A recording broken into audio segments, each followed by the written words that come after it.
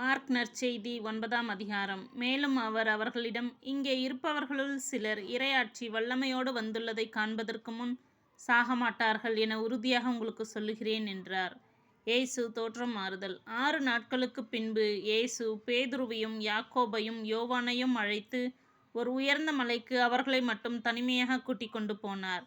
அங்கே அவர்கள் முன் அவர் தோற்றம் மாறினார். அவருடைய ஆடைகள் இவ்வுலகில் எந்த சலவைக்காரரும் வெளுக்க முடியாத அளவுக்கு வெள்ளை வெளேரென ஒளி வீசின.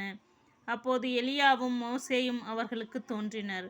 இருவரும் இயேசுவோடு உரையாடிக் கொண்டிருந்தார்கள். பேதுரு இயேசுவை பார்த்து, ரபி, நாம் இங்கேயே இருப்பது நல்லது. உமக்கொன்றும் மோசேக்கொன்றும் எலியாவுக்கு ஒன்றுமாக 3 கூடாரங்களை அமைப்போம் என்றார்.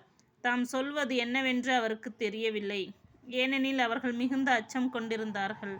அப்போது ஒரு மேகம் வந்து அவர்கள் மேல் நிழலிட, அந்த மேகத்தினின்று, என் அன்பார்ந்த மைந்தர் இவரே, இவருக்கு செவிசாயுங்கள் என்று ஒரு குரல் ஒலித்தது. உடனடியாக அவர்கள் சுற்றும் முற்றும் பார்த்தார்கள். தங்கள் அருகில் இயேசு ஒருவரைத் தவிர வேறு எவரையும் காணவில்லை. அவர்கள் மலையிலிருந்து இறங்கி வந்து கொண்டிருந்த போது அவர், மானிட மகன் இறந்து உயிர்த்தெழும் வரை நீங்கள் கண்டதை எவருக்கும் எடுத்துரைக்கக் கூடாது என்று அவர்களுக்கு கட்டளையிட்டார். அவர்கள் இவ்வார்த்தையை அப்படியே மனதில் இருத்தி, இறந்து உயிர்த்தெழுதல் என்றால் என்னவென்று ஒருவரோடு ஒருவர் பேசிக்கொண்டார்கள். அவர்கள் அவரிடம், எலியாதான் முதலில் வரவேண்டும் என்று மறைநூல் அறிஞர் கூறுவது ஏன் என்று கேட்டார்கள். அதற்கு அவர், எலியா முதலில் வந்து எல்லாவற்றையும் சீர்படுத்தப் போகிறார் என்று கூறுவது உண்மையே.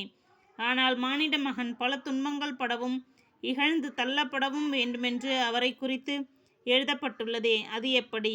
ஆகவே நான் உங்களுக்கு சொல்கிறேன், எலியா வந்துவிட்டார். அவர்கள் தாங்கள் விரும்பியவாறெல்லாம் அவருக்கு செய்தார்கள். அவரை குறித்து மறைநூலில் எழுதியுள்ளவாறே அவை நிகழ்ந்தன என்றார்.